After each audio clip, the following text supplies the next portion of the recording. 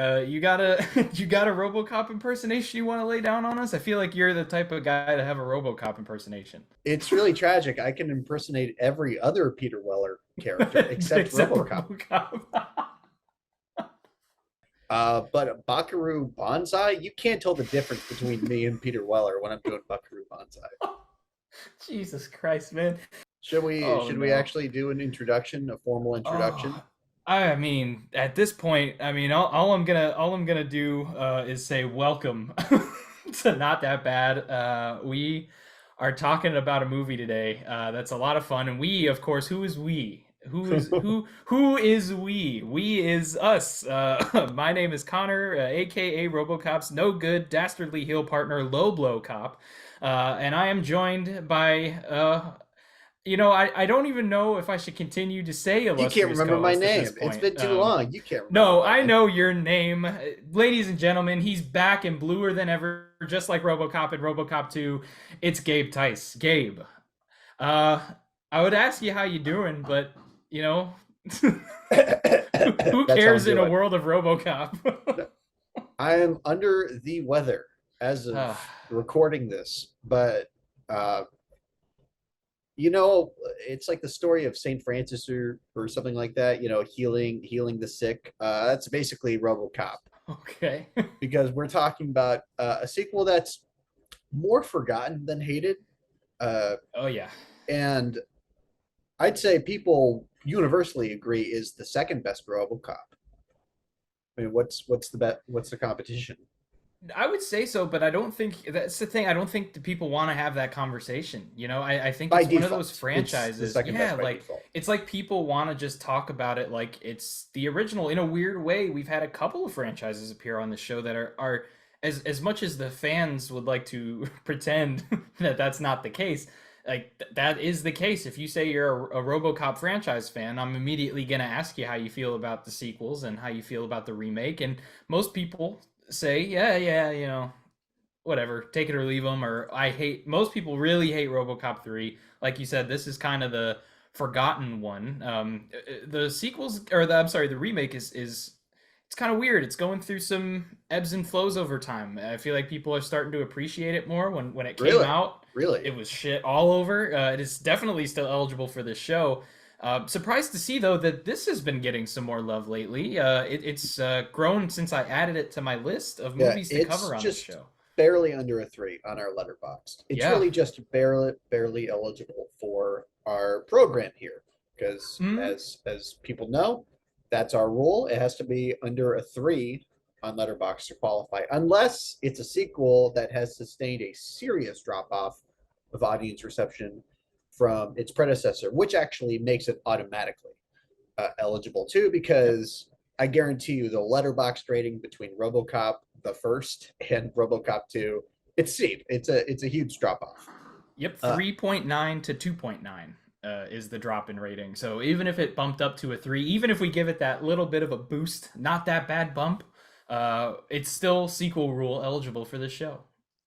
and let's get into why, right? Before we dive into RoboCop 2, we have to talk about RoboCop 1 because that sets the stage in a really critical way with hype, with anticipation, and with a specific identity, a specific creative identity that people want from this brand moving forward. It's not like Friday the 13th, where you can mess around.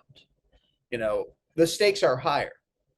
Robocop, directed by Paul Verhoeven, is such an instant classic that was a masterpiece on so many levels of action, of satire, of ultra violence, of just genre filmmaking. I mean, it's it's in that canon of classic American Western cinema, right? So, how do you make a sequel to that? How do you make a direct sequel to that? But before we get into that, let me ask you what your history is with RoboCop. The first, do you agree with the consensus there? And if so, do you go into RoboCop 2 with the same kind of expectations? I would put it up there as one of the best in the genre of all time. Truthfully, by the way, I did not grow up watching the RoboCop movies. Seeing clips here and there on television. I didn't watch it for the first time until I was in my teens. So I didn't have a nostalgic relationship with RoboCop, but I did obviously enjoy the movie a lot. I've seen it many times since. What's your history with it all? See, that's where you and I differ, because not only do I have nostalgic Ooh, affection for love the the nostalgia. RoboCop movies, no, it goes deeper than that. I have a profoundly personal connection to RoboCop, especially this movie we're talking about, RoboCop 2.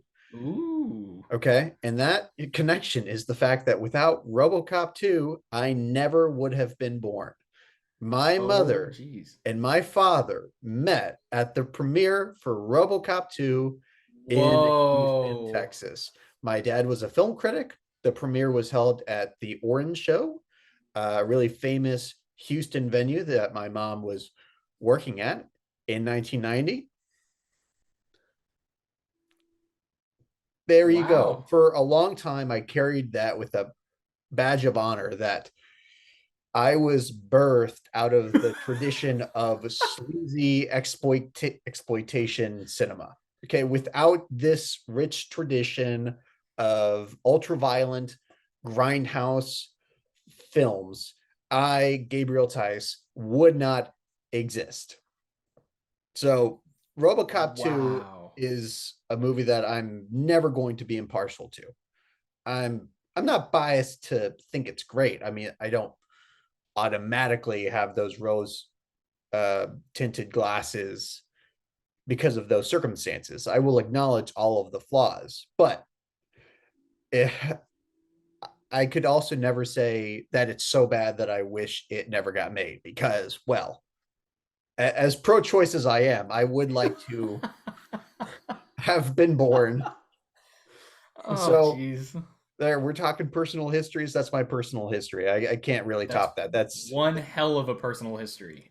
You quite literally exist because of this movie. And that's about as personal of a connection as you can get without actually being in a film. I feel like without being being conceived on the yeah, set or that born in the theater. yeah.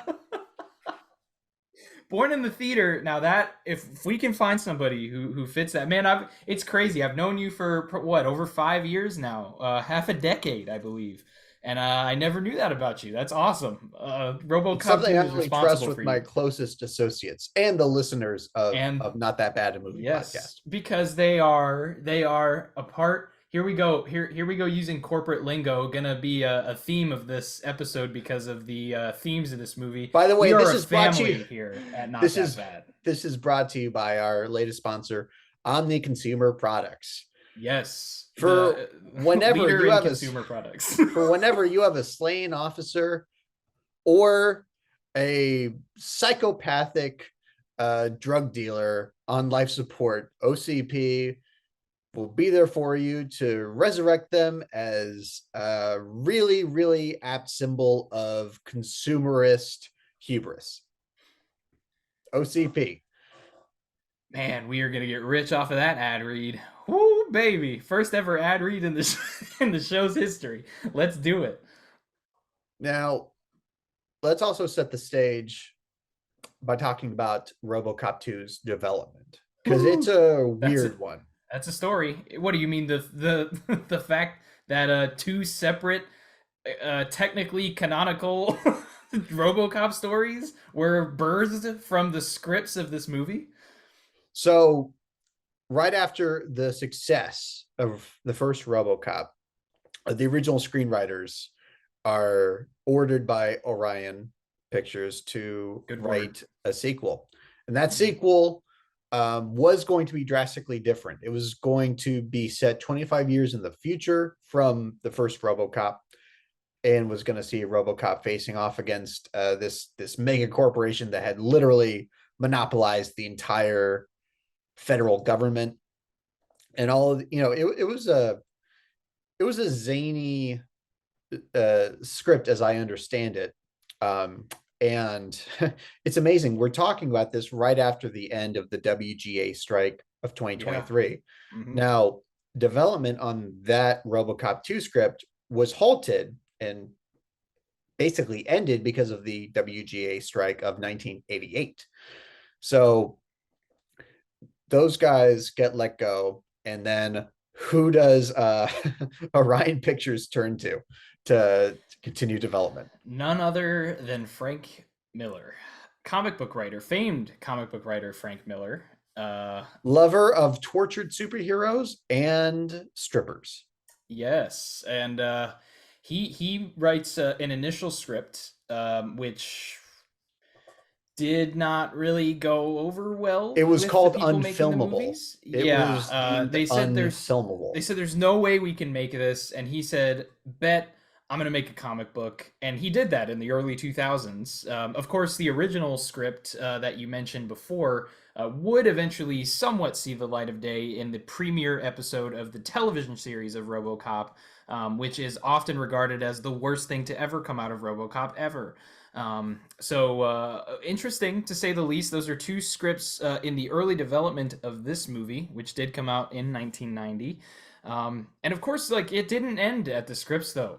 Like the scripts went through their issues, and of course, like they brought in a couple of different directors too because they including couldn't nail one down. including Alex Cox, director of Yes. Repo Man, Sid and Nancy. Mm-hmm. Um, and the fact that they turned to him is very fascinating to me because he was in director jail because his recent movie, which had been his biggest, largest production, it was this really biting satire called Walker, starring Ed Harris, and it bombed and halts his career as a mainstream director, Yep.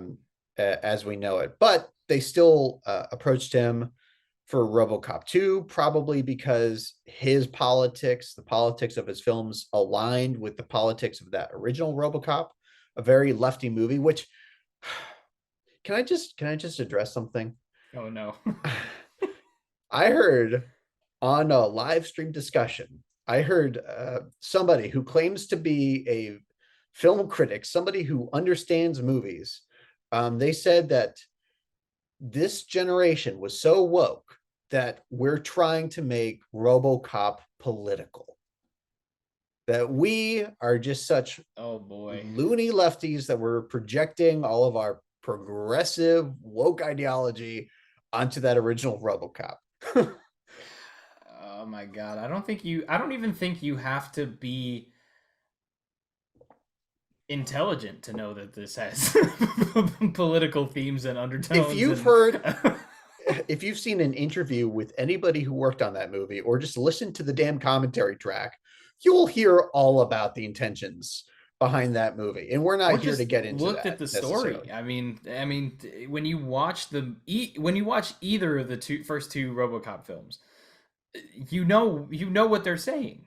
You have to know what they're saying. Now, the difference is all of those politics, all of the satire was baked into a structured screenplay that still prioritized Yes, character, absolutely.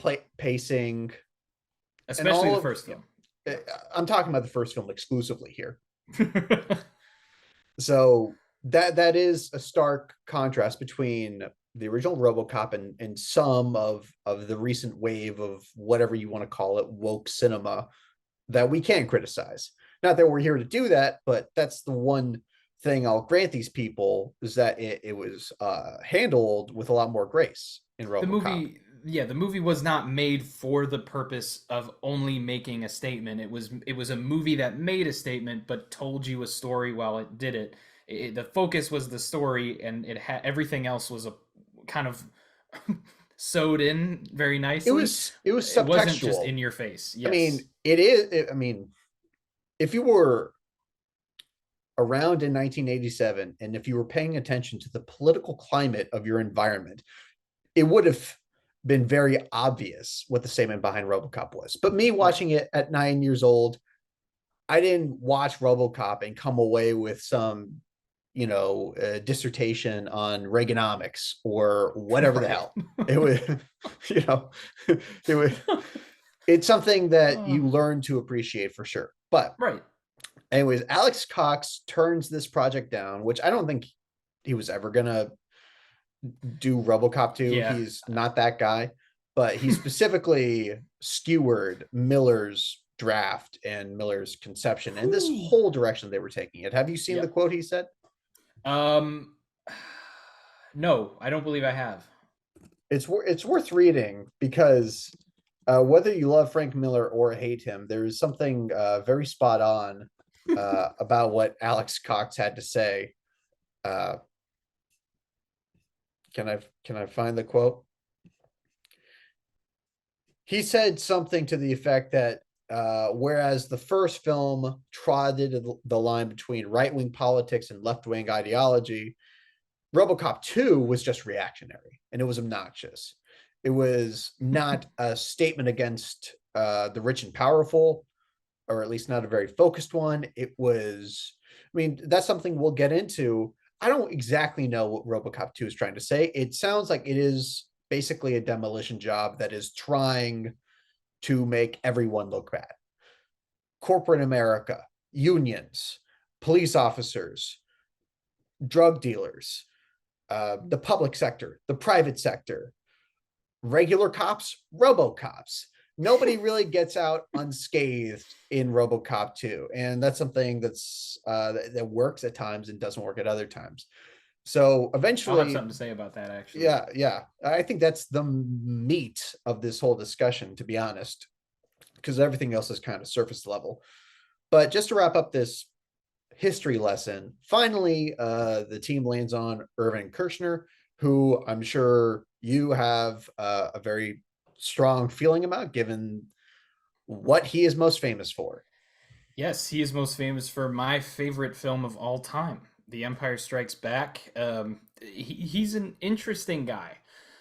One who it's very easy to poke fun at. This was his last film that he ever directed, to my knowledge, and he was he was selected weeks before they started filming this, not months, not a year before. He was brought in literal weeks before they started filming this movie, and had not too much time to prepare.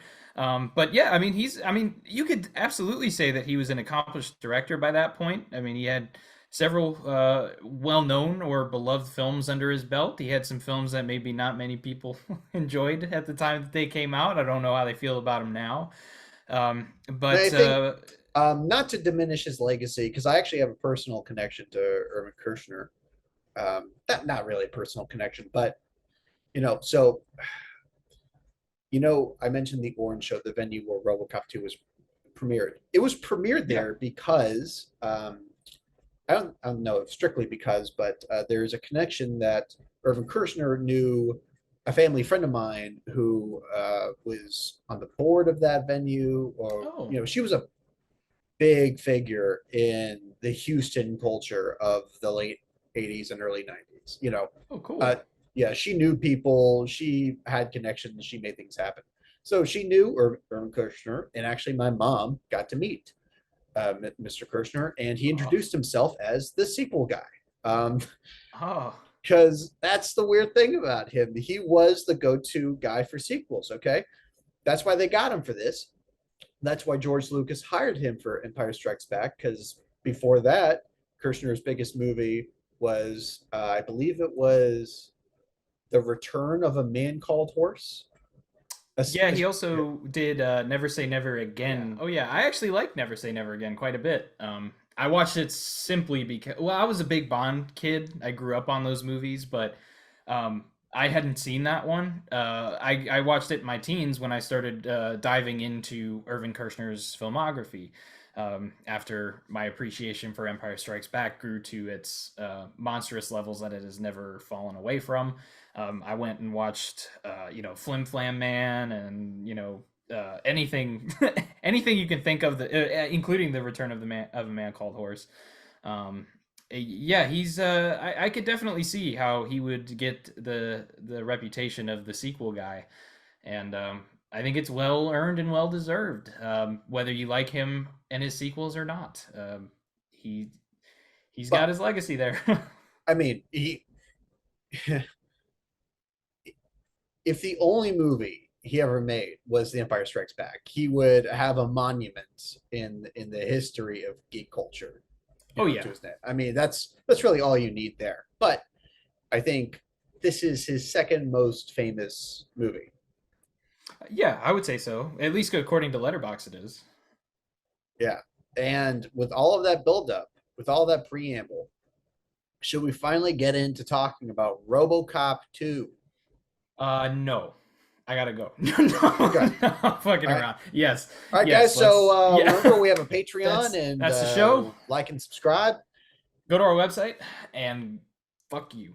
All right, yeah, no. Let's talk RoboCop 2, Electric Boogaloo. I am ready to get into it. Where do we want to start with this fucking thing, man? Do you We want to kick touched, us off somewhere? yeah, we touched on something that I want to just dive into right away because it's the thing I wrestled with the most on this rewatch.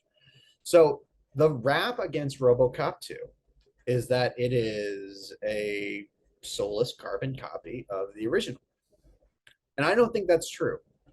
Uh, there's something that is on point and something that is missing. Okay. The satire is not only kept from the first movie, that biting, anti corporate, provocative sense of humor. I'd say they doubled down on it here. I mean, the opening 10 minutes of this movie are watching this stolen hearse ripped from the hands of an elderly woman pass through a series of assaults, muggings, What an each amazing more. sequence! Like that whole sequence, car driving through the fucking, like hits the old lady's shopping cart. The guy comes to help her, but then robs her. Then he gets beaten down. Then the hookers steal his purse and run past an exploding building. It's pandemonium to start this movie. And the prologue is this advertisement for a car that doubles as an electric chair that is being sold by none other than John Glover, who God, we did just talk about in Batman and yes, Robin. yes, he's a legend in my book. I am a big John Glover fan. It's so Um, funny. He was just popping up in all of these different roles to varying degrees of screen time. I think his biggest role in this point of his career is Gremlins 2, the new batch. oh yes, and Yeah. that came out the same year as this actually, 1990. And honestly, that is a great point of comparison. Robocop 2 and Gremlins 2, two rejected sequels that have carried this burden of this, inferior reputation when you can argue they're not even trying to sincerely follow up the original. I think they're trying to turn it into a parody. I want to go on record as saying Gremlins 2 is not only one of my favorite sequels of all time, it is one of my favorite comedies of all time. I absolutely love Gremlins 2. It's a deeply funny movie. If that gives you any indication about how I feel about sequels, I've said it in a whole history of our show. I'm a big sequel guy, so I'm curious to see if that's how this episode goes. But yes, of course, we got to give love to John Glover of Scrooged fame, Batman and Robin, Gremlins 2, pretty much anything you can think of. He's probably been in it. So that is setting the tone for this film, and the tone it never waves from that. So the difference is in the first RoboCop, people do remember the satire, they do remember the ultra violence. Yeah. It's a mean spirited movie, you could say, but through Alex Murphy's journey to remember his humanity and through the pathos of Peter Weller's performance, that movie clearly has a heart. And by that, I mean, it is not just a cynical movie. It is something, it has a real investment in the concept of the human condition. Yeah. It has this read on people that we do have a fighting chance. Our souls have a fighting chance, even in a world as oblique and brutally corporate as this one. RoboCop 2 is missing that. That's the thing that's not carried over from RoboCop 1. And I can't even say it's missing it because I don't think they ever really attempt it. They never Yeah. attempt to win the audience's sympathies over like they did in that first movie. So I kind of want to dwell on that choice first because that's going to be, I think, the real alienating factor. So just give me your thoughts on that. Well, I kind of appreciate how I actually really appreciate it because there's something that we're going to get to a little bit later that I think I have a take on that's I don't know if it's just not what a lot of people think when watching this or maybe it's just my interpretation, but as far as like, the heart of the film goes, I appreciate that they really dimmed that part down. I will say I do believe that there was an attempt to give us some of it. The fact that it was not fully capitalized on, at least for that aspect of the movie, is something that I'll have a negative on. I guess I could talk about it. I think they tried to introduce a little bit of heart, where he we get this story that basically, since the in between the events of the last film and this film, RoboCop has started basically stalking his wife, because he remembers her, but he knows he can't be with her, so he's just creepily sitting outside her house and then driving by her house, and now she is suing the company that owns RoboCop because this is not good. This shouldn't be happening.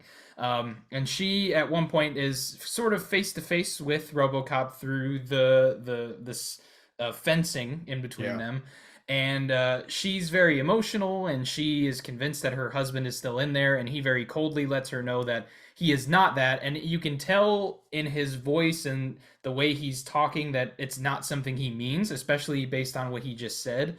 But Peter Weller, we have to oh my stop and god, just identify the dude's what a a force for master. good he is in these two Yes. movies. Yeah. Incredible. Not only in this scene, but just how he moves behind the costume. Which, by the way, this suit, much more mobile than the first It's RoboCop much outfit. bluer, so I'm Much glad that that bluer. blue paid Yep. off for something. Much bluer.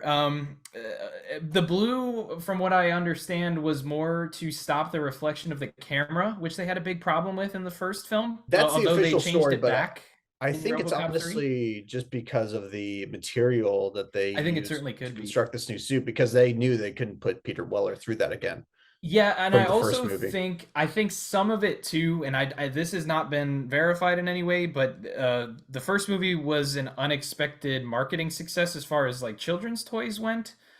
So I'm not saying that it's a direct decision to make RoboCop more toyetic, but I don't think it was a factor that didn't contribute to it. A bluer suit is Yeah. more colorful for the kids. By the You way, know? Peter Weller does the best lip acting, okay, Oh my God. Yeah. of any performer that I've seen.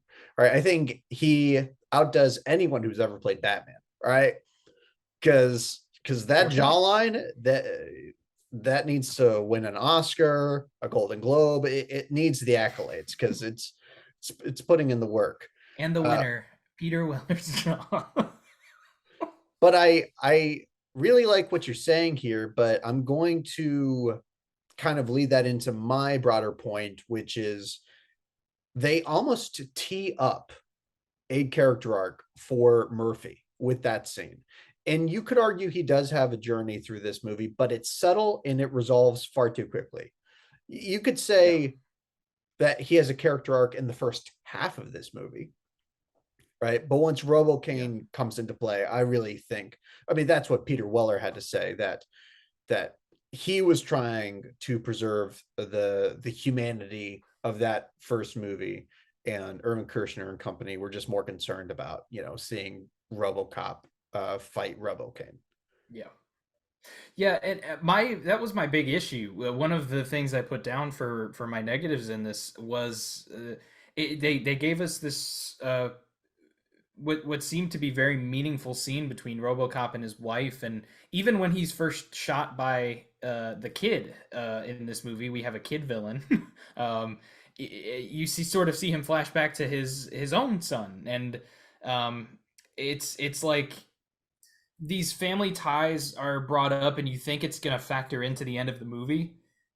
Maybe he saves his wife and has some sort of reuniting or whatever it's gonna be, but she just goes away after that, and is never heard from again. I think his character arc, and I'm being generous because this is something you have to read into, but you could say Right. his character arc is that he learns to let go of his former life as Alex Murphy and learns to discover the humanity within his new metallic um, uh, existence. You know, he learns to Yeah. find the soul within this current version of himself without longing for the past, right? I mean, Yes. on paper, and this is probably why I'm easier on this movie than some people, but on paper, that's quite a that'd be quite moving if they really committed to that and devoted as much energy to that as they do to the humor and the violence in this movie.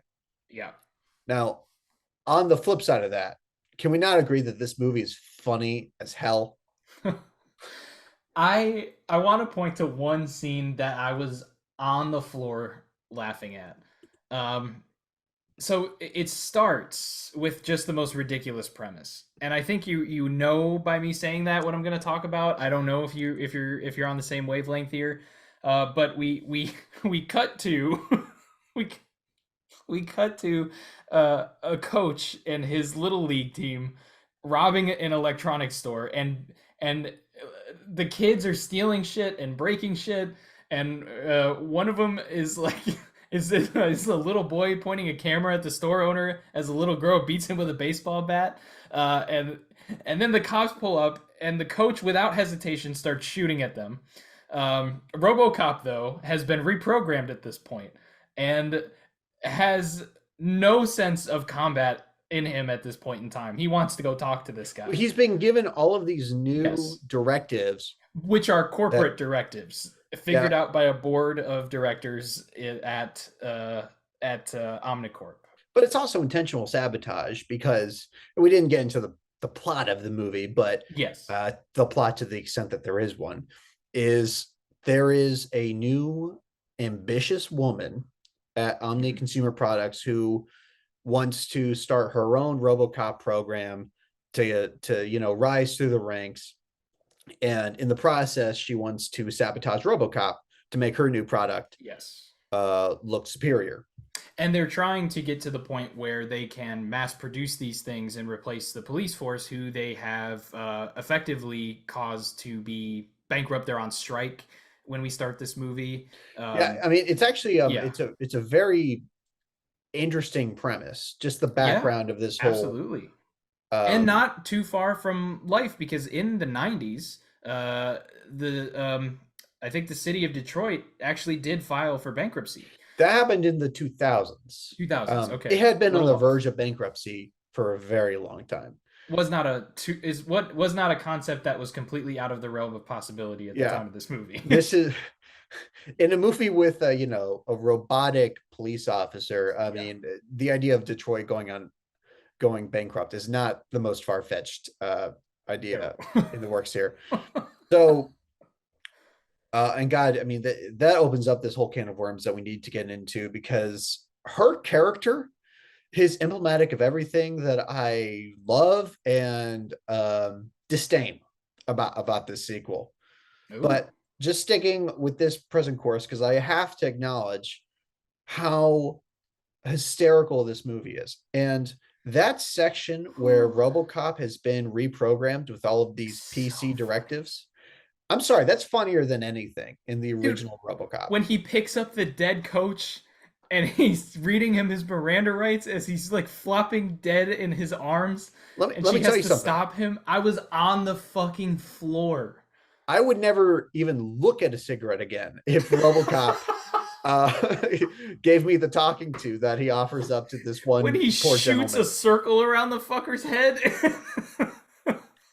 Thank you It, for not smoking. That was I my knew you had RoboCop a impression. All right. RoboCop. Yes.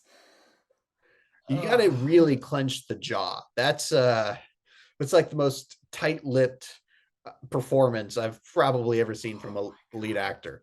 it was so good. I love it. He just shows back up. It starts being funny as soon as it happens. You know, when he walks into the police station and he's like, "What a wonderful morning," and he's just going around to everybody. "You okay there? You okay there? Yeah, I'm doing great."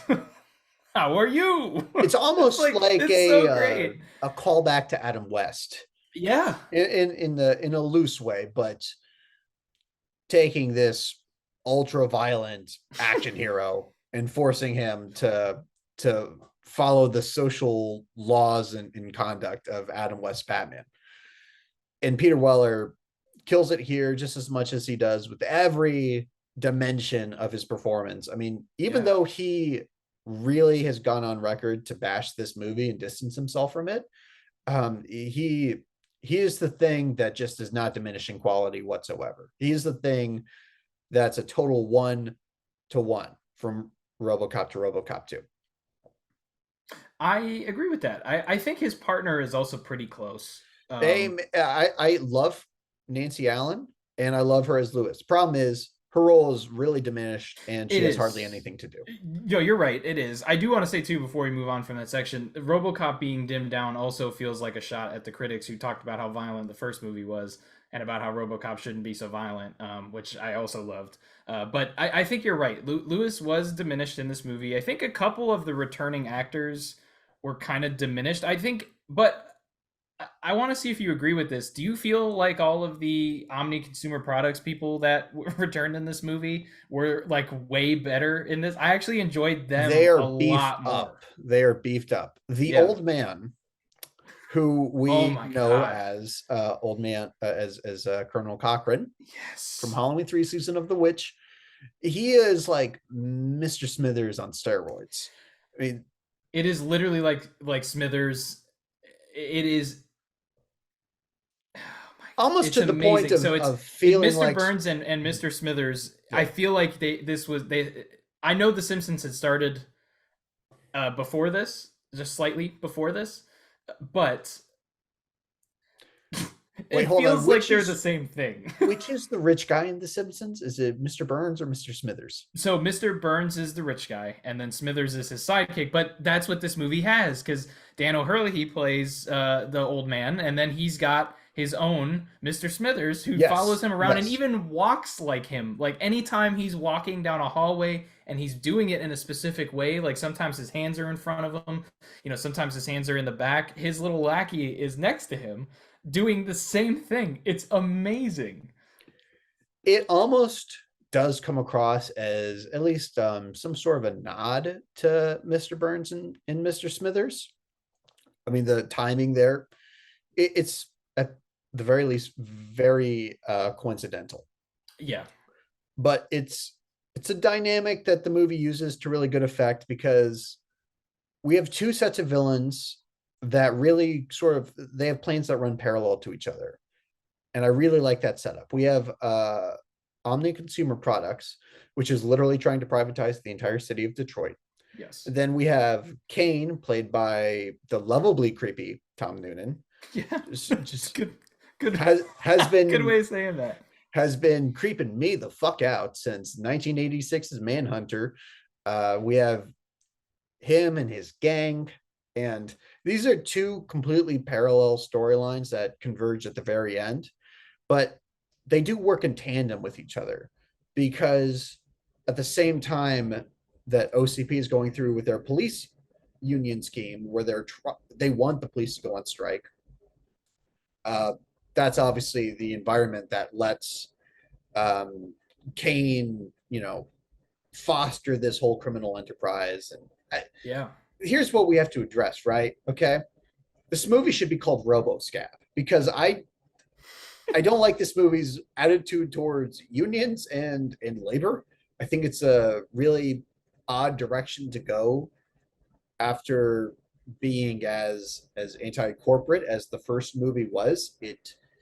That's why I think Alex Cox is referring to, right? So when he called this whole project reactionary, because what OCP is doing is forcing the police department, which they own, to go on strike, and RoboCop is the only, and Lewis, I guess, they're the only police actually active on the force in Detroit, and that's presented as a huge obstacle for them. They're out there alone while their colleagues who should be out there on the force with them are instead on the picket lines. And I mean, maybe I'm touchy because we're coming after the summer of labor, and I couldn't be more proud of the WGA right now. And as the time we Yeah, record this, same uh, here. SAG is about to start their own negotiations, and I just wish them the best. So maybe I'm touching. I just don't like that. Really hit a nerve with me because at some point, RoboCop, after he's been sort of rebooted, he's wiped away all of these PC directives. He turns to his fellow police officers and says, "Are we cops? Like, are we real cops, or are we just gonna continue walking the picket lines like a bunch of pussies?" Right? That's the tone that I get from this whole subplot. Tell me, do you think I'm being touchy, or am I onto something? I don't think you're being touchy. I think I'm going lighter on it than many would or maybe should. I think the big thing for me is I just really love that this movie is presented from so many different perspectives. And I think that's one of them that you could say this movie has one villain, has two villains, has three villains. You could say this movie has a couple of them because there's so many different sides you could take in this movie depending on the perspective that you follow. Some people, I know for me, I was just loving experiencing all of them. But on one side you have this corporation, right? And corporations are evil, and they have these big flags that look like Nazi Mhm. signs, and there's this like very thinly veiled reference to the Nazis, and they're just very authoritarianism, but they're also trying to make the city much safer. They're trying to make it so that people don't have to worry about all this violent crime. Where on the other side of things, we have the mayor of the city conspiring with these drug addicts who are stating that all they want to do is have their part over the city so they can make money off of their drugs, but at the same time they can make their drugs safer and they can make them more available to people, and they can do all these things, and the mayor has to then potentially work with these bad people to get his city back. And you it, there's all these different angles, right? Where it's like, is the city that much safer under the mayor, but do we really want it under the control of this corporation? And then you have these police officers who, on one hand, it's absolutely justified that they are doing what they're doing, but at the Mhm. same time, now there's a reason to be out there. There's a So reason to be, so you think it's trying to present all the sides of this argument? I think so. I think what it's Mhm. doing is it's presenting things as this movie feels like it's trying. One of the messages it's trying to deliver is that nothing is all good, nothing is all bad. You have this cult leader, right, who's saying that he wants to unify everybody, but at the on the other side of things, like, how much more violent is he Well, than these boardroom criminals, I totally agree with that, but I'm going to take it in an opposite direction here because I Okay. think this movie is trying to condemn every institution, and it's trying to equate corporate America, the municipal government, and a criminal enterprise. Like it's kind of anarchist, or some libertarians might want to claim it. I don't know. There's a really fascinating read to be had here. I just that first RoboCop, to me, it's such a classic because it's very similar to Get Out, Jordan Peele's Get Out. It was so intentional. It was such a statement that was uncompromising, uh, not politically correct even, but it had direct things to say that really lent itself to our discourse and all of these debates that we are having about issues that are still very very hot button. And this movie, as politically charged as it is, and as much as it wants to present itself with as having swagger and is anti-politically correct, it does both sides ism almost as much as your typical kind of centrist. It just has this attitude of being radical. So that's where it really turns me off, just if we're talking about the subtext of the movie. Uh, but knowing the history behind it, especially the screenwriting process, I'm going to chalk that up to too many cooks in the kitchen and the inherent insanity of Frank Miller. I mean, this man's imagination needs to be regulated as much Yes. as any corporation. Okay, I mean, he can churn out good stuff, but by God, can we have a department of the US government dedicated to putting Frank Miller in check? Because when he goes off the rails, it's not fucking pretty. I will absolutely agree with that. And I'll say too, like I did say ahead of time, like I do believe that that is a perspective I am taking on the film, just as I feel the film is saying things about those. I don't think it's something that a lot of people will see watching this, and I think it is something that is just I can just bring up to my interpretation of the film. I think it's sort of impossible for me to say that it's not due to the fact that this was a rush production by the overlords of Orion Pictures, or that this was a script that was not only like kind of destroyed just before they started filming, but as they filmed the movie, it was also being picked apart and destroyed and changed. And so definitely some of that was due to that. That was also some of the pacing issues have to do with that. But when I watch the movie, that's my takeaway personally. I can absolutely see how anybody could draw any perspective from this movie, including the one that you said there. So more power to you. I think this is just one of those movies. Anybody can get It's anything one they of want those out of it. movies. We One got of to those put go that. to the theater movies. Maybe this isn't a go to the theater movie, but it's a movie. Well, if you're around in 1990, or if you're my mom and dad, Yeah, they went to yeah, the theater yes, to they see did. this Thank movie, God they did. We wouldn't have a show. and they did not love it. So, Oh, jeez. okay, we're talking about all of this really nerdy shit that is not going to be relevant, I think, to most people who want to know, is RoboCop 2 worth checking out? Like, where does it fit on the political compass test? I don't know. But we talked about the humor. Let's talk about the action. Please. And there are a couple of highlights. Let me get your take, right? What's the best action sequence in this film? For me, it's so hard to pick. I'll be honest, I absolutely love the action in this movie. I think there's a lot of craftsmanship that went into it. I think my favorite one is the sequence where RoboCop is kind of involved in chases with some criminals, in which there's a sequence where he's like being dragged along a wall and he's like sparking everywhere. And I think that's the most impressive sequence overall. But And that's not there's even so getting into much. the entire climax, which has him No, fighting a stop motion psychotic cyborg. I Like, think we need to. I want to get your take on the action before we get there, but I really want to dive into that scene specifically because that's something that Irvin Kushner and the rest of the crew were so focused on getting to. Was such a focal point of the production of the it's the movie. centerpiece of the movie. It's the reason Yes, why you would go to see RoboCop 2, is to see yes. RoboCop fight the bigger RoboCop. How prescient was this movie?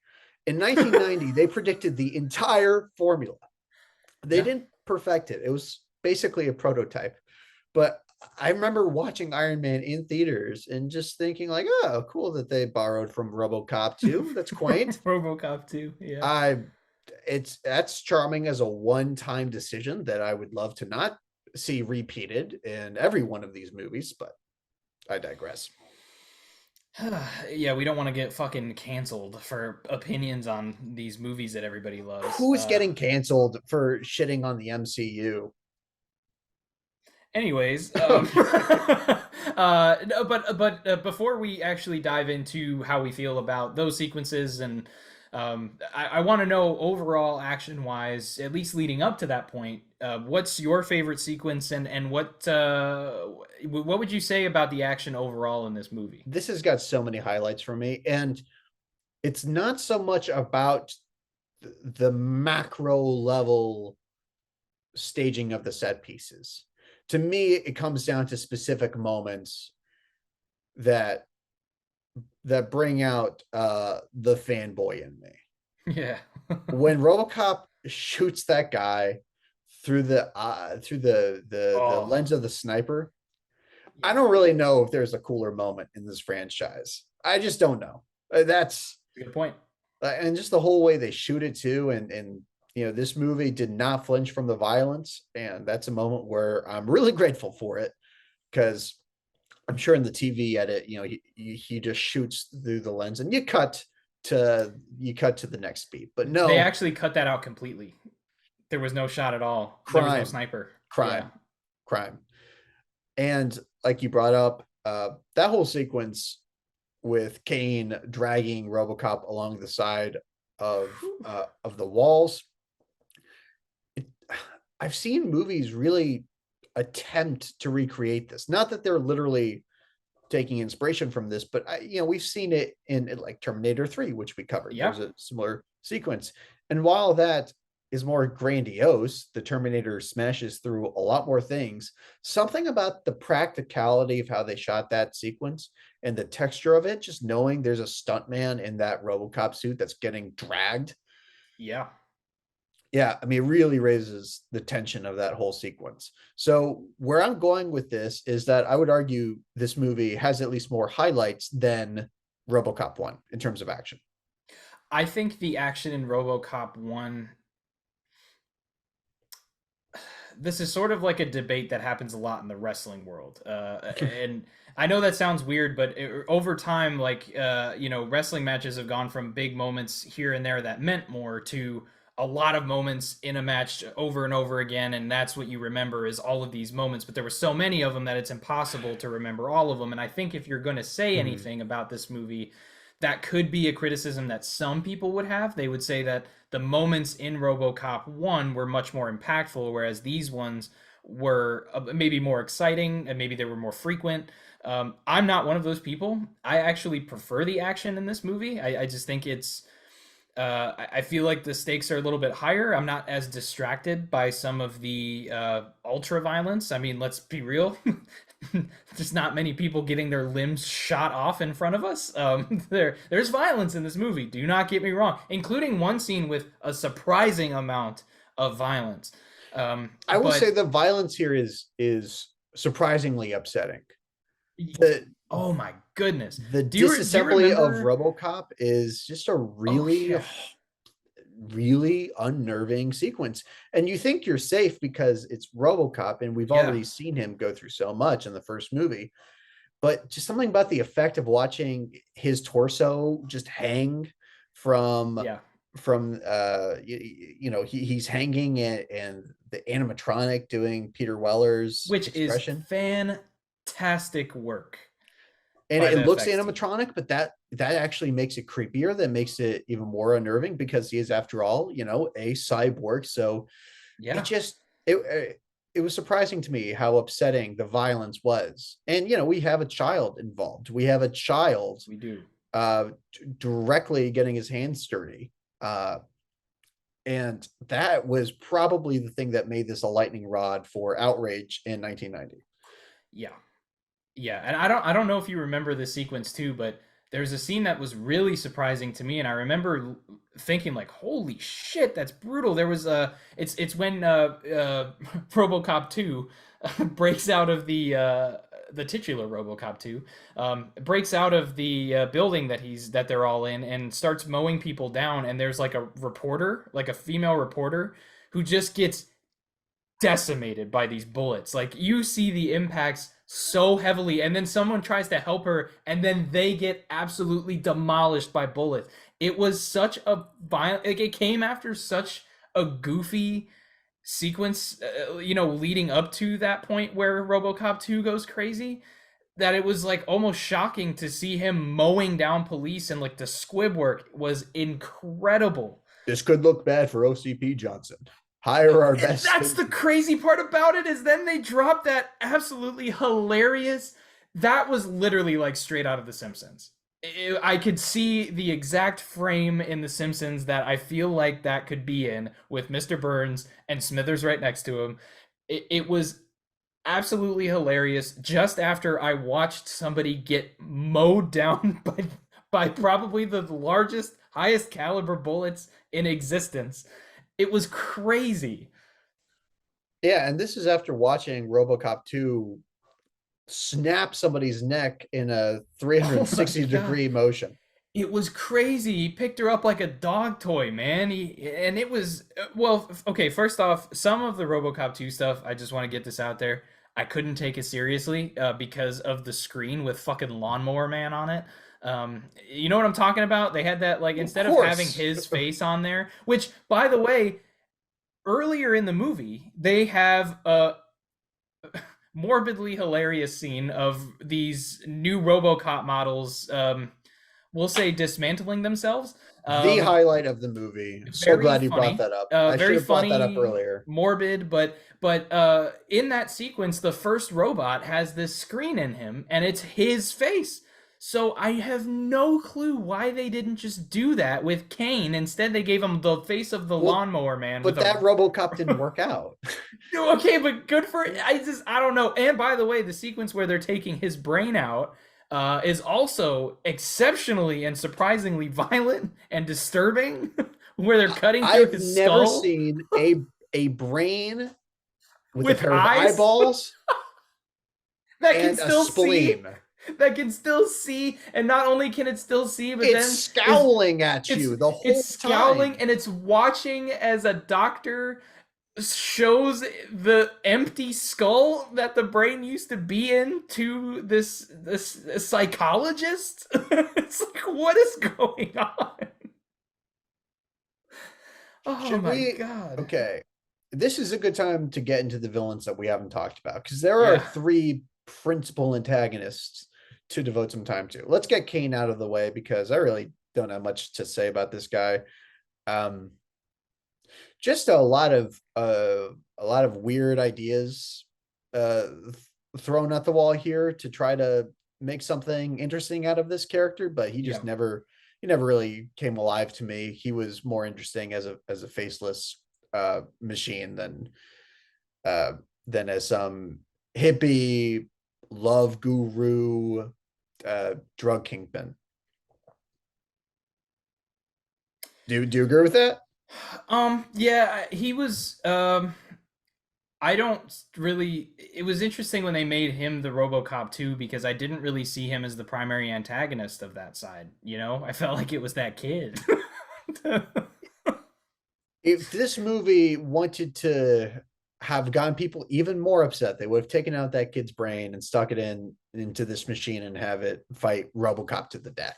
Believe it or not, though, I do actually like what they did with that kid eventually later. You know, him sort of being redeemed in the end. I think that was the Well, cool way to do that. redeemed, you could call it some kind of spiritual salvation. I I mean, think so. Yeah. he's bleeding out, he's dying. I mean, Yeah. he didn't have a chance to redeem himself.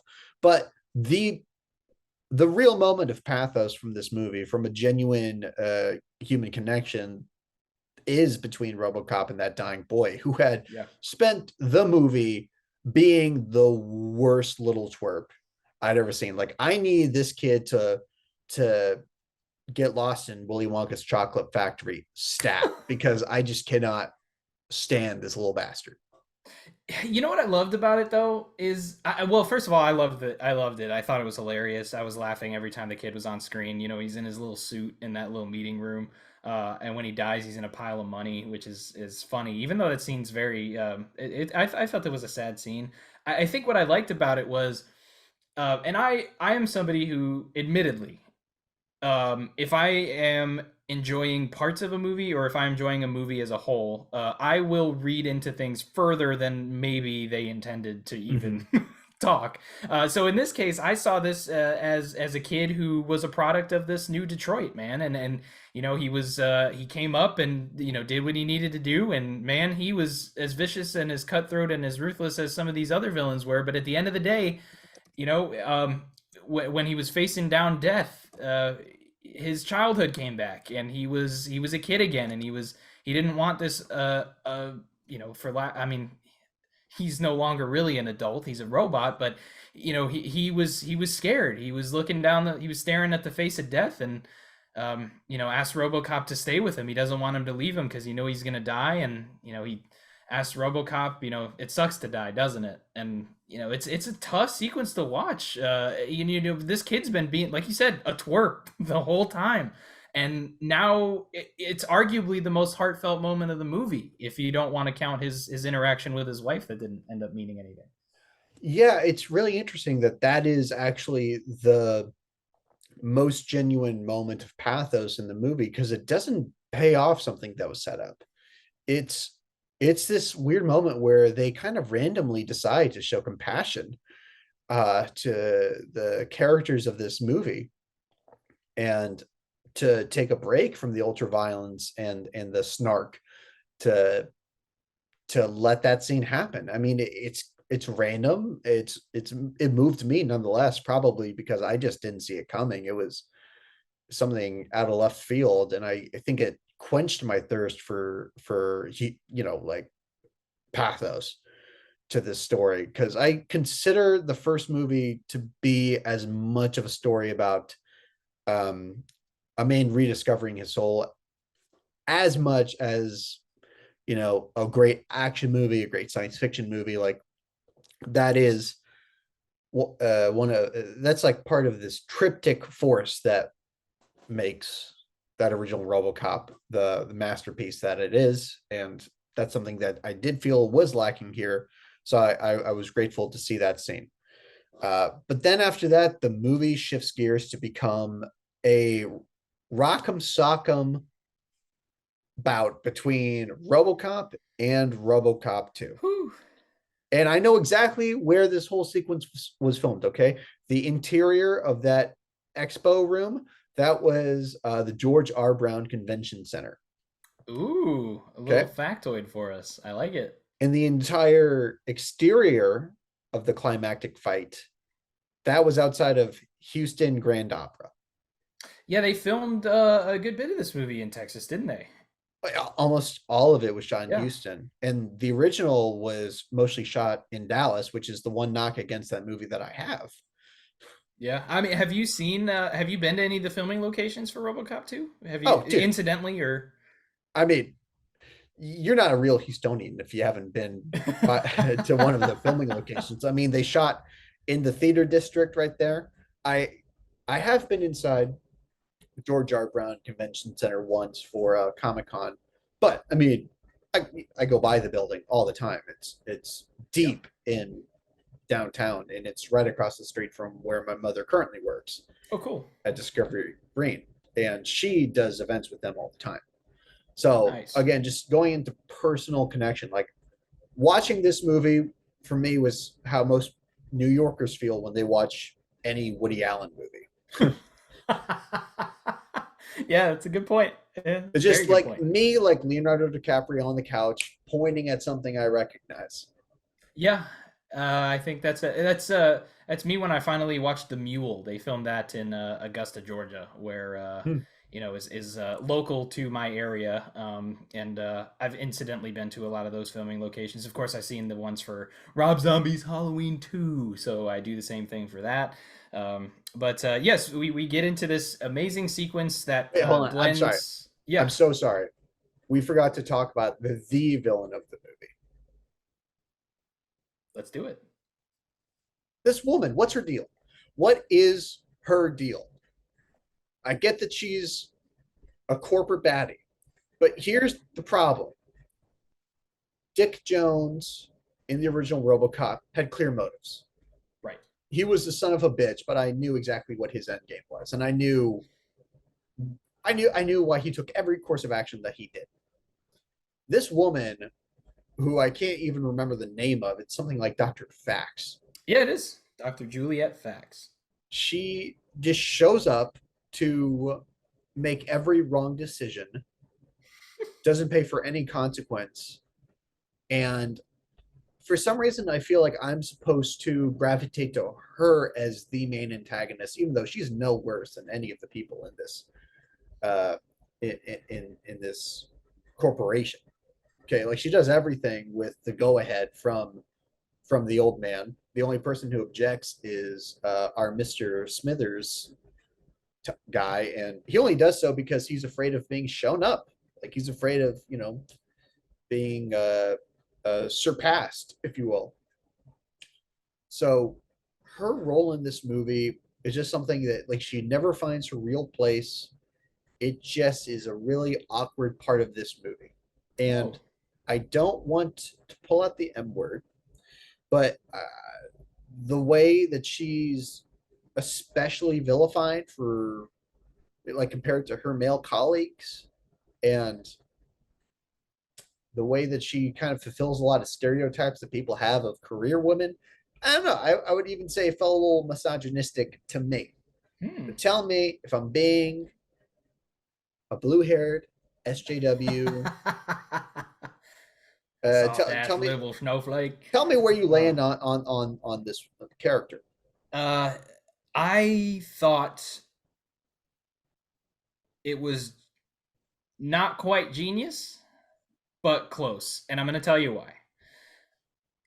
It felt, I did see that angle that you just described. It felt more like a commentary on that than anything for me. But the biggest thing that I saw here was somebody who shows up in the corporate world, um, doesn't deserve the opportunities that they're given, isn't smart enough to do the things that they are given, but they get the opportunity to do so, and ultimately just play right into the game, right into the corporate game that they're always playing, which is why I think the end of the movie, if we wouldn't have gotten the end of the movie that we did, I would be on your side.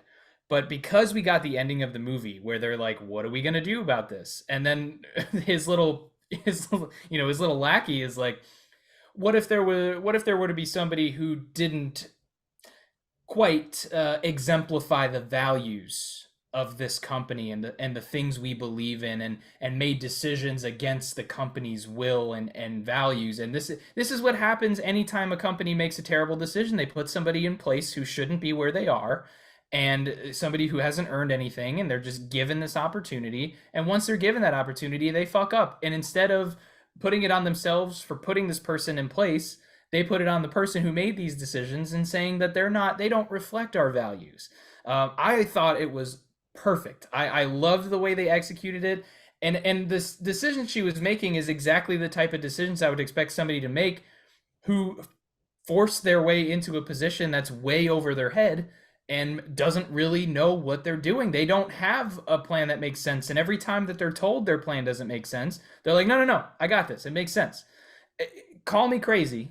Again, maybe I'm looking too far into it, but I saw it as a perfect commentary on here's this, only women who are undeserving can get into the workplace, but at the same token, she's going to be to blame for all of this at the end of the day. It's another perspective thing for me.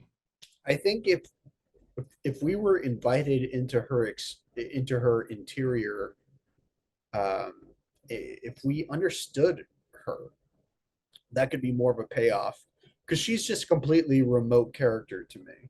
Oh, really? That Okay. I understand the basic motivation of greed, but she's making decisions that on their face are not only going to get her fired, but will get her sent to prison. She she does a public expo with a cyborg that's powered by the brain of a psychopath, and she's given this thing live rounds, and her only safety precaution is this button on a little remote. I mean that was so funny But when that's why I love it so much, is because it and that's, I guess, the what I would go back to is like, I think I see her as like the almost like if Dr. Frankenstein was an idiot, where he's just like, because that's, I think, the part of her character we can read, because during the scenes where this robot is destroying things, like, she's almost in awe, and she's almost like she knows that she fucked up, but there's this like sense of pride on her face as she like has tears of joy over her creation is unkillable. But that's a very funny sequence how that immediately backfires on her, where that she's like, that calm down, he's not armed, and then he's just like, disarm. that could have been out of that bit could have been out of a Wes Anderson movie, like the framing of it, Hilarious. the the stop How quick motion it was too. hand Yeah. claw that reaches in there. I mean, don't get me wrong, It's just a big red button that says disarm, and then just it, blows the fucker up. it has comic Incredible. value, but I'm glad you said that because I think actually now we're getting to the heart of the problem for me is what you see as commentary. I think I see as contrivance. I think she is a character Could that is be. designed to facilitate a lot of things that need to happen for the sake of the story. How do we Could be. get Kane's brain into Robocop 2? There has to be this um uber ambitious career woman that is so driven to prove her male superiors wrong that she's not even gonna stop to think about the implications of what she's doing. And I think the first movie definitely was above the kind of contrivances you see here. But that being said, that contrivance does lead to an entire standoff between RoboCop and a Whew. stop motion RoboCop 2, and Yeah. I loved every second of it. Every second of it. The first of all, the blending between stop motion and non-stop motion, incredible. Fully exemplified by the scene where RoboCop sneaks up on him and jumps off of the truck. It is Mhm. so seamless, you cannot even tell when it becomes stop motion until they get close up on it.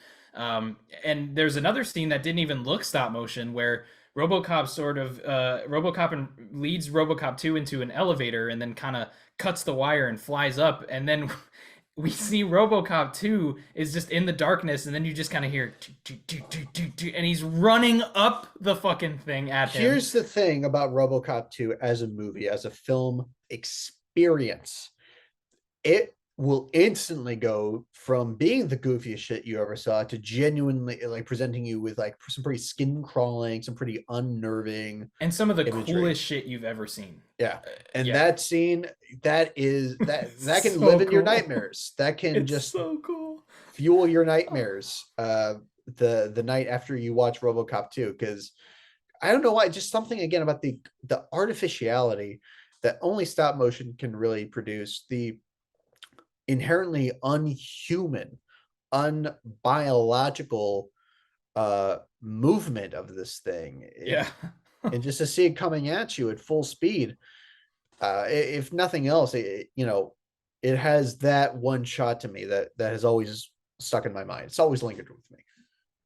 Yeah, and the design of the robot of RoboCop 2 is also a big reason why that scene works so well. I mean, they said that the inspiration was like kind of a mix of like a football player of the time and like a knight. But also like a Swiss Army knife. Like they wanted this to be a very practical design. And when you look at it at first, you're kind of like, man, why would they make it look like that? Like, of course, the robots from the first movie were very much like, oh, you can tell like that's like a battle bot. And RoboCop himself, although these days seems very impractical with the movements and stuff and such. At the time was also very impressive, but this thing, it's like you look at it, you're like, what the fuck are they doing with this design? And then you kind of realize, like, oh, like they put this together with some fucking scraps they had from these other RoboCop projects, but they built this thing to be a machine, and that's exactly what it is. Yeah, it doesn't look practical, but I think that's part of the Right, point, right? I mean, OCP, as we saw in the first movie, I mean, they're not an efficient right. uh, design company. They don't design things efficiently or cost efficiently. Uh, I mean, they don't know how to design things for combat to the point where they don't know how to make their robots go down a flight of stairs. Yeah. But even though this thing doesn't look efficient, I mean, it has all of the weird accessories and the bizarre dimensions of like almost a steampunk creation or something you might like see from an old German expressionism creation. Like it's harkening back to this kind of like traditional, like kind of ancient idea of a mechanical man. And I don't know, I Yeah. just really appreciated that the kind of bizarreness of the design did have a real purpose to me. That it was still a choice, that there was a very deliberate set of choices being made that shaped this new RoboCop design.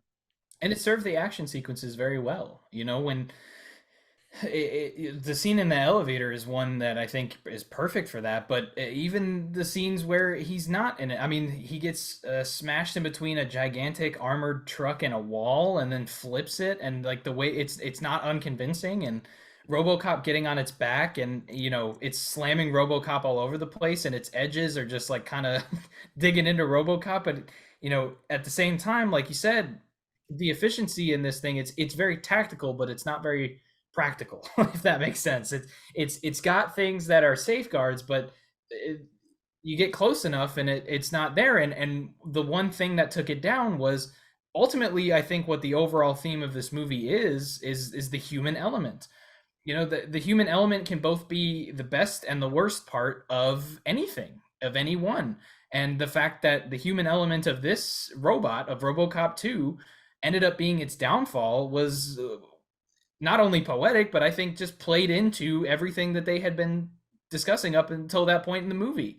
You know, Robocop coming to grips with his own humanity, the child who was presented as this monster coming to grips with his, even the evil, any of the evil characters in this all have human sides and monster sides, and it was kind of cool to see this robot's humanity I be his might downfall. I might disagree with you. Well, maybe it depends on how you define humanity. Like if you define humanity by His qualities human of traits. his human traits, his human weaknesses, his Well, yes, vulnerability. Yeah, right. And right. that's what I think is kind of cool about it, is that it's almost like his enhancements were made to his character by becoming RoboCop 2, but he couldn't get rid of those human characteristics that ultimately Well, he couldn't. ended his reign. He could not get rid of his own addiction, Right. which Which is a very human characteristic. first and foremost, this is a feverishly anti-drug project. Yeah.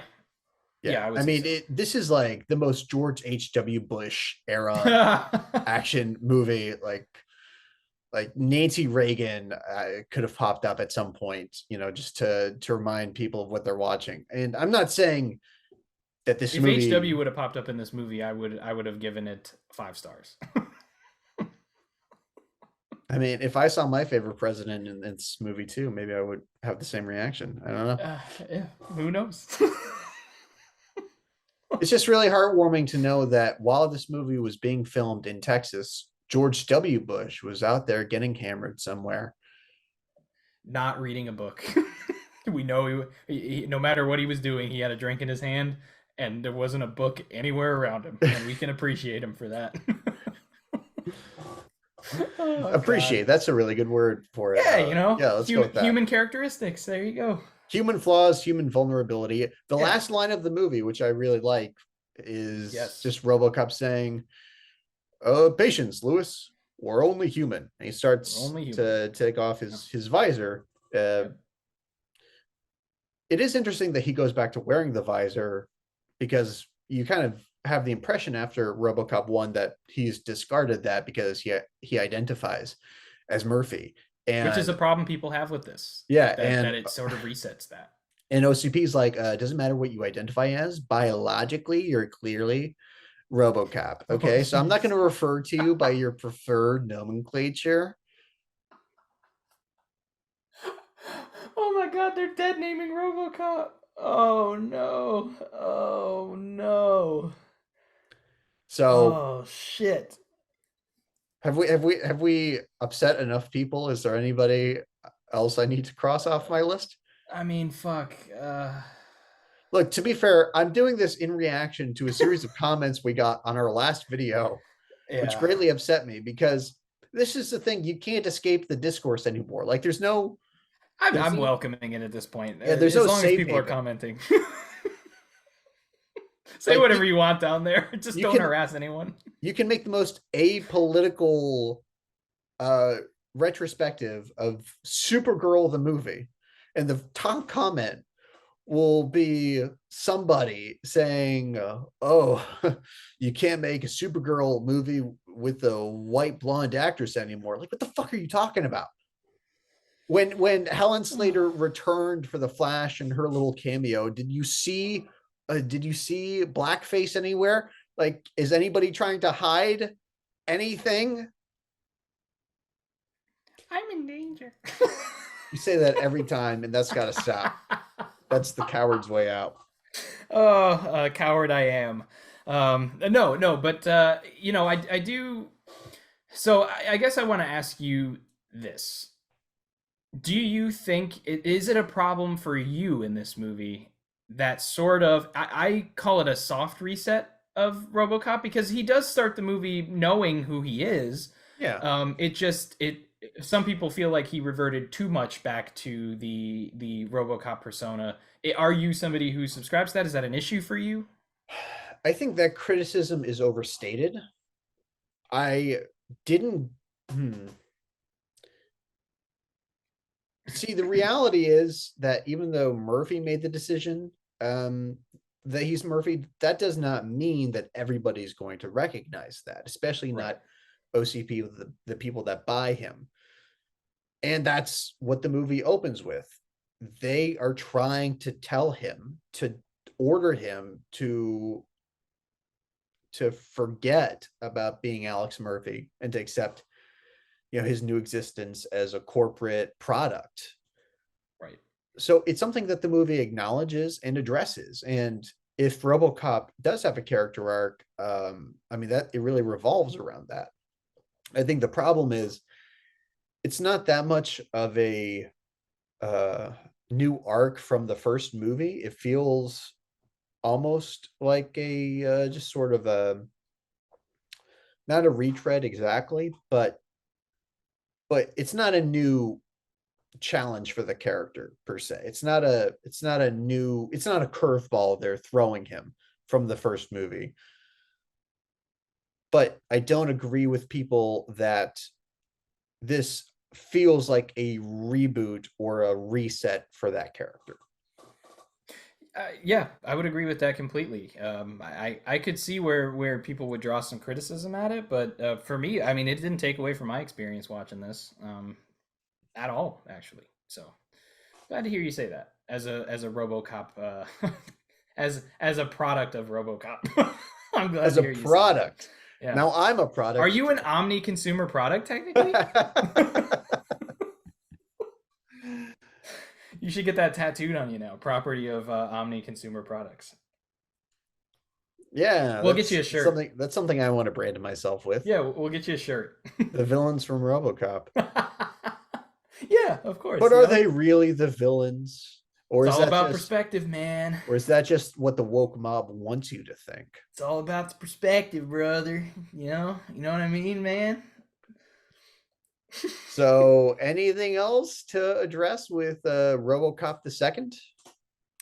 There's just a couple of things. I mean, like, I didn't even talk about some things that I loved about this. Like the mayor. I absolutely love that fucking squirrely little dude. Just not know, being very angry and upset and desperate and just doing a. Some people say he's a little too animated. I loved him. I I've thought he was seen hilarious. criticisms saying that the mayor is unbelievable, and I'm just like, y'all don't know who are running these cities. Oh god. Like this guy, he was too close to comfort for me. Okay, like Yeah. I wanted him to feel more exaggerated than the movie was intending, but uh, a Detroit in that condition, in that much turmoil, with that little faith in their in their government and in their officials, I bought it. I bought it. I love that he was used. That they weren't afraid to make him comedic, even in his desperate situation that you could probably relate to. Of this government official who maybe people have lost confidence in for right and wrong reasons. Who knows? We don't have the full context of that, but what we do have context for is, man, he doesn't want some corporation owning his city either. And it's an interesting character and the things that he does, but I was loving every minute that he was on screen, and honestly the whole cast, man, I didn't have a complaint about anybody, even the kid. I know a lot of people don't like the kid. I thought I like the everybody was kid. great. Yeah, I mean, it's honestly quite an impressive performance from a child actor. I thought so too, man. I saw people saying he was a terrible actor. I was like, what are you talking about? I thought he did great.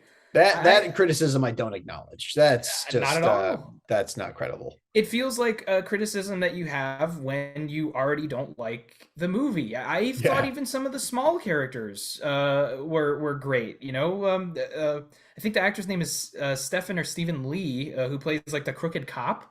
Like even in his small little role in the movie of just being crooked and addicted to drugs, and then getting his ass handed to him by RoboCop before being murdered. What was his Um, name? Duffy? I think Duffy. Yeah, Duffy was his He name. looks like a Duffy.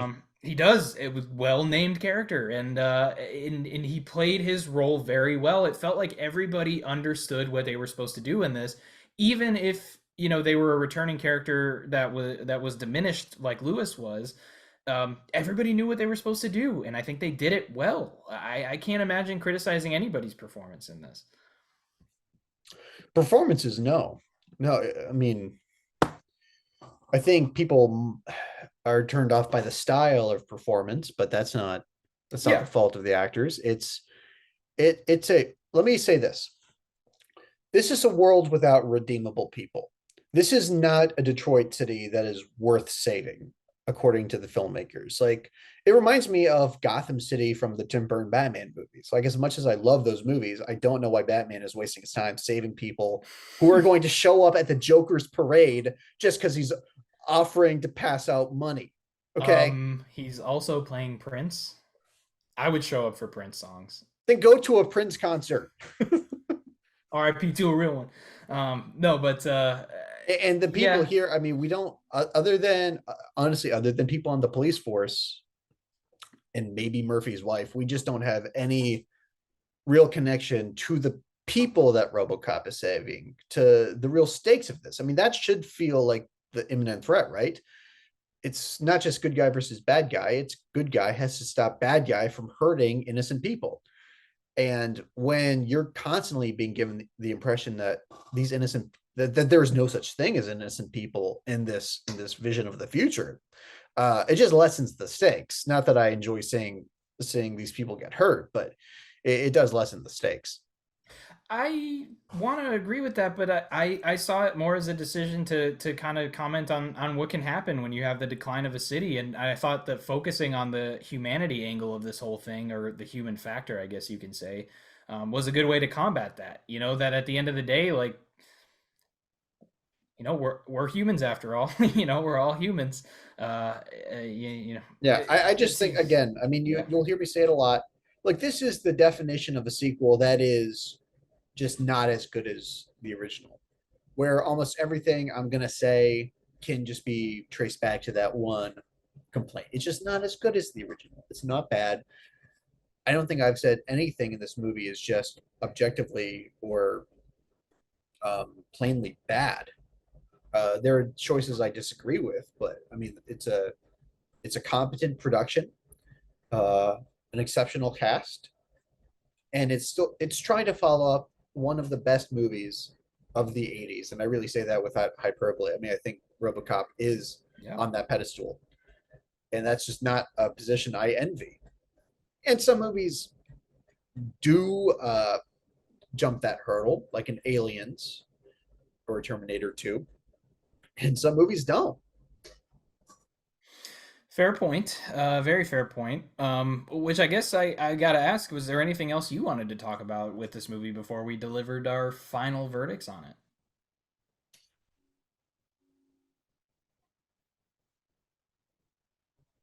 It's hard. We covered a lot. We covered a lot.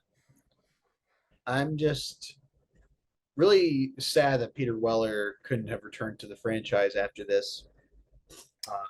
There's some rumors he may be, but What in RoboCop No Way Home? He's going to team no, up with all the other RoboCops. I don't know if you know, but apparently a movie called RoboCop Returns is in pre-production, and they're thinking about bringing back Peter Weller in some form or fashion. I don't know if it's going to be a reboot. Some people are saying that it might like Halloween 2018 it and just direct sequel to the original. I don't know exactly what they're going to do, but there is a RoboCop Returns on IMDb that is reportedly they're working on getting it going. So who knows? I don't want to say that. I'm not going to say that he's like too old to return. I don't think that's a valid thing to say. He's a robotic character. I don't know about his aging process. I don't know if he would still be aging in the face or whatever as he goes. I'm sure they Well, can I fix don't that want with to see makeup. him de-aged, so they would have Yeah, they would have to address that or yeah. recast. Some people have said they'd like to see them just reboot the whole thing and just do it as a like have him involved in some way. Maybe he's like the bad guy, or maybe he's the mayor, or maybe they find a way to put him back in like a human form and just have him introduce a new RoboCop. There's been a whole bunch of angles that I've seen fans push out. You Look, know, fan ideas are never, they're sometimes good, sometimes they're I don't know what I want to see out of a new RoboCop. there's I a want to see reason. the old suit return. I'll tell you that. There's a reason they've struggled to capitalize on this franchise past the original movie. It was not designed for a franchise. It was not designed to be a brand. RoboCop has a Right. very complete character arc in that initial movie. There is room for sequels. I'm not saying that it had to be a one and done, Right. but the climate of film and television and entertainment combined with the climate of social politics has moved away from RoboCop. I just have a hard time seeing the new RoboCop property that's meant to be a wide release uh, experience, to cater to a wider audience. I just have a hard time seeing that reclaiming the magic that was laid down in RoboCop 1 or to a lesser extent RoboCop 2. As sad as it is, I think it would have a similar place to this recent Expendables movie. Expendables 4 came out and is this supposedly like ultra violent over the top action movie, but like like it had to resort to very creative tactics to try to get people out to see the movie, and ultimately nobody went to see it. Yet I plan on it. I mean, it looks fun, but I fear that RoboCop would have its place there as opposed to where I think it belongs, which is, it should be making the big money with these, John Wicks and movies like that. I just don't know that it would have I don't know that it would have the people behind it that would be able to give it the same care as the John Wick franchise has been given. I don't think it would have the budget at this point, and I don't know that people are really in a place in the world right now where they want to see a movie about a hero cop, whether he's a robot or not. I And mean, then that's the thing. that's This is such a politically charged franchise too. I it's mean, I think it it's would tough. infuriate either side of the political aisle depending on the approach, and you're stepping out onto a minefield at that point. I mean, that 2014 RoboCop was so self-conscious. It's why I didn't like the movie. It Yeah, felt like I felt like there was a lot of good in it. It felt so soulless and good watered down. actors, good Good, actors, yeah. competent director. Yes. Not a terrible concept for a reboot. Decent action sequences too.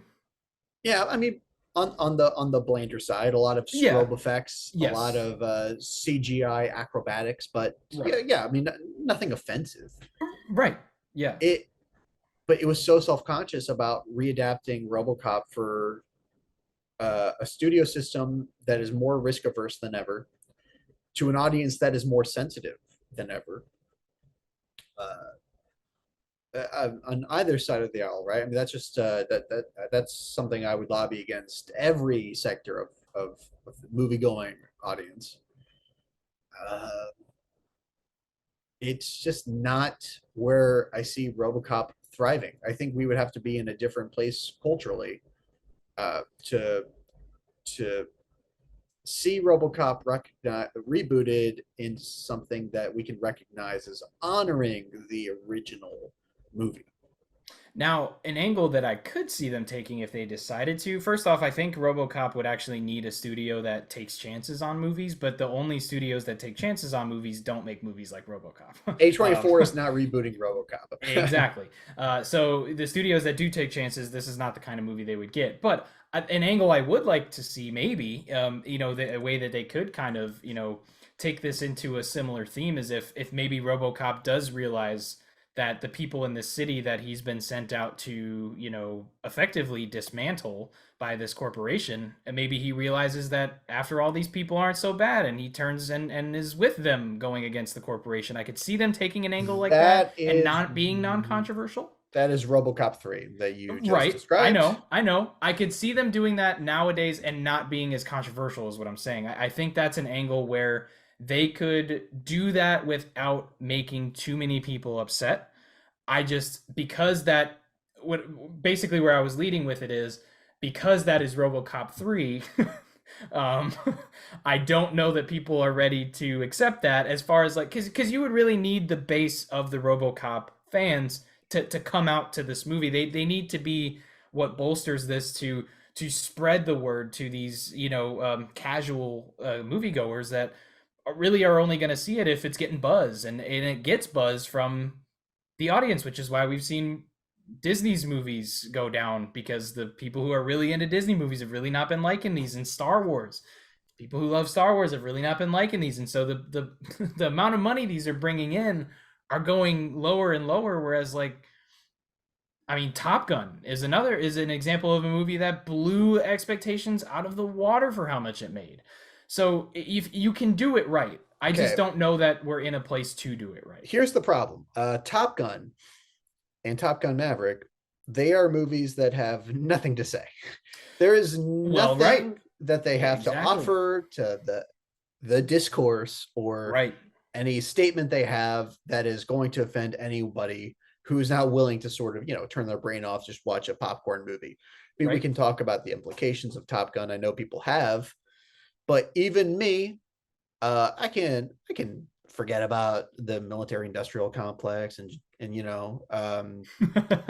all of that, and just watch Tom Cruise, Fly a fly jet. around with Yeah. it with his buddies for 2 hours or whatever in Riding IMAX. people's tails anytime. Yeah, being people's wingmen, having their little volleyball tournaments. Yeah. Yeah. Yeah, Yeah, you're right. I mean, like, that's the thing, right? Is like, RoboCop's not the only franchise that suffers from this, but so many are like fans clamoring for more movies, and I don't blame fans for doing it. But some movies, I don't think we're in a place currently to make them again. And RoboCop's one of those. I hope that if they do come up with something, it's maybe maybe they can come up with something that is if RoboCop 3 were good. I don't know. But look, the thing that's unfair is, to say. I have not RoboCop seen RoboCop 3, 3 in a while. I haven't seen it in a very long time, but just even you explaining the premise back to me, it hits me as pandering. I don't need RoboCop to literally side with the disenfranchised. I don't need him to become a freedom fighter or a tin can Che Guevara. Like, I don't need that. It was brilliant as commentary. It was brilliant as a Right. statement.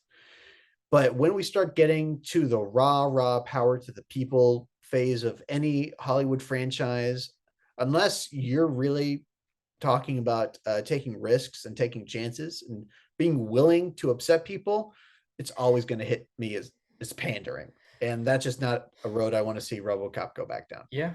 And MGM does not strike me as a studio that's willing to take chances right now. So Now it's interesting, Orion, which has come back from bankruptcy, they are actually making more socially engaged films they lately. are. They did that Yeah. Emmett Till biography. Hmm. I don't know where exactly they stand on RoboCop right now. I mean, I don't think they have the rights. They don't have the rights. No, Amazon and MGM own the rights. Yeah. Yeah. But I mean, it would be a beautiful return to see RoboCop return to, you know, the big bright lights of Orion. We could see it because I do believe that MGM still owns Orion. I believe it's a division of MGM. I don't know that for a fact. I know it used to be, which is why RoboCop is owned by MGM. But I do think that Orion is still owned by Amazon, and Amazon owns MGM. So I believe that they also own Orion, but I can't be positive on that. Either way, I don't know that I want to see. I feel like RoboCop would be like a. I hate to say this, but like a Netflix release. But I hate I to hear don't. it. I hate to hear No, it. but like, and I really hate to say that, but I don't see a reality where that's not happening. I just hope that if they decide to go that route, it has the care and the people that are willing to take enough chances to at least make it an enjoyable movie for us RoboCop fans. That being said, do we want to do our final verdicts? Is there anything else we want to talk about with RoboCop Dos? I mean, we've just opened a whole can of worms, and we've gone into everything Everything. from uh, the political climate to entertainment climate. So I think I'm ready to put the lid back on that can of worms and return to the discussion of RoboCop 2 and sum up my final thoughts and my verdict Love to hear it. about this flick that we've just talked about. RoboCop 2 is a messy film that really frustrates the person in me that knows it could have been another opportunity to deliver as compelling of a statement as the first RoboCop. But it offered enough satire and enough good old fashioned ultra violence to make up for that fact and give me not only an entertaining experience, but the kind of film that, for one reason or another, we just are lacking. We're lacking in action films that have this kind of a bite, that have this kind of swagger in its approach. It was made by old school professionals, and you can see that in the effects, in the action sequences, in the performances. It is an extremely competent film that has doubled down on so many of the things that made the original RoboCop, the special movie that it is, but it missed out on some key ingredients and threatens at times to cross the lines into snarky territory. And snark is not something that I appreciate in my superhero movies. So, hey, that being said, right? I mean, it's not actually great, but it's actually good. Ooh. Uh, Now, if I were to judge it on list of movies I am glad exist, it's at the top. It's at number one Yeah. because I owe it my literal life. Very, very fair point there, Sir Gabriel. Yeah. By the way, anybody who you might be coming here for the first time, if you're just a real big RoboCop or RoboCop 2 fan, we do have four potential ratings a show could get. It's not just all not that bad on the show. It could be actually, or it could be that bad, not that bad, actually good, or actually great. Gabe, of course, landing here on actually good, and getting into my thoughts here. I mean, when I think of great sequels, I do think of my favorite movie of all time, Empire Strikes Back. I do think of Gremlins 2. Laugh all you want, motherfuckers. I love that movie. I think of Rob Zombie's Halloween 2. Laugh all you want, motherfuckers. I love that movie. When you can take the first film and not only raise the stakes, but finish a story or continue a story in a way that compels you, or on the flip side of that, take everything about the first movie, turn up the volume of all the things that people enjoyed, and throw a whole bunch of more entertainment value in there. There is a point to be made that is just as good or entertaining as making a compelling story continuing sequel. I don't know that I'm ready to make that argument quite yet. I think Gremlins 2 is a very isolated case. However, this is a movie that I would put somewhat near that level, personally. I think there are a lot of missing ingredients that if you go into this expecting to get what you got out of the first RoboCop, I don't think you'll be completely disappointed, but I do think there will be some disappointment there. Those missing ingredients do feel like if you're looking for a complete RoboCop experience, you may feel as though you didn't get your money's worth. For me, I went into this, especially this viewing, just thinking, man, I would just love to watch an action movie that can just make me forget about any problems I'm having, can make me forget about any issues, and I can just have fun watching and maybe dive into and maybe have some fun with and think about real life stuff a little bit, but doesn't do that too much for me. And especially in this viewing, I found this to be a very easy watch. It flew by for me. I found this to be a very entertaining movie. And a lot of the things that I did love about RoboCop in the first film were turned up to 1000 to try to make up for the things that it was missing. Is it a perfect movie? I don't think so. But I would say I enjoy this almost as much as the first one. Truly, at the end of the day, I might enjoy it about as much actually, because I think I would watch this more frequently. I can definitively say the first one is a better movie, but I am entertained so much by this movie that I'm going to give this ooh, uh This is suspenseful. I'm going to give this an actually You got to say something. I know. I thought I had it all figured out before we started talking about it. I'm gonna give it an actually good.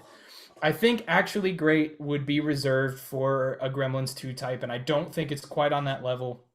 But this is at the absolute top of actually good for me. I really considered giving it an actually great, but I feel like I would have to put it on the same level as the first film, and I can admit that it's not on that level, despite my enjoyment being very, very close. Maybe even leaning more towards this movie as far as rewatchability goes. Um, yeah, it's actually good. You actually good. So it's official. Everybody who doesn't like this movie is wrong. Yeah, you suck. With that said, y'all, remember, we got a Patreon. Yes, if you'd like to pay the people who have been badgering you this whole time, you can do that at patreon.com/notthatbad. And if they head over there, Gabe, what's the reason for them to even go there in the first place? Other than to help pay the bills for a couple Yeah. of good-looking fellas. So Woo. we offer a series of rewards, a series of goodies for all Goodies. of you not that bad fanatics to enjoy, Oof. including Patreon only specials. Yeah. So far, we've covered the entire Leprechaun franchise. Every one We of them. covered Superman 3 and Supergirl. Yep. And Connor did an entire WWE themed I wrestling did. month. Yes, with our friend SPC Unleashed from that channel. Go check him out if you're into Star Wars and horror and all of that stuff. Very fun special, and that was when Gabe decided to ditch me Get from married. retirement. That's Oh when I no, decided no. to get married. But yes, but we would definitely appreciate it. You can subscribe at any tier to get those monthly specials. If you contribute a certain amount or higher, you get an exclusive Not That Bad sticker that you can put on anything you want, or anyone you want. I'm not judging you. However, you do not have to support us just that way. Liking, subscribing, commenting, sharing our stuff is definitely enough. And if you want one place to find it all, find all of our content, find all of the information about us and our show, you can head on over to notthatbadpod.com, our exclusive website. We post all of our episodes on that site, so you can find our entire backlog, information about us and our show, and maybe some cool, exciting things coming soon onto the website as we continue the show. But yes, there are many ways to support Not That Bad, other than giving us our money. However, if you want to give us your money, we certainly will not complain. I mean, really, that's the preferred way to support the show, but Give us your fucking money. we will Please. settle for a like and subscribe. Of course, anytime. And with that being said, y'all, this has been another really fun episode of Not That Bad. Smashing. The best podcast with the worst takes. I'm your co-host, Gabe. I am your other co-host, Connor. And this is Not That Bad, seeing Think It Over, Creep.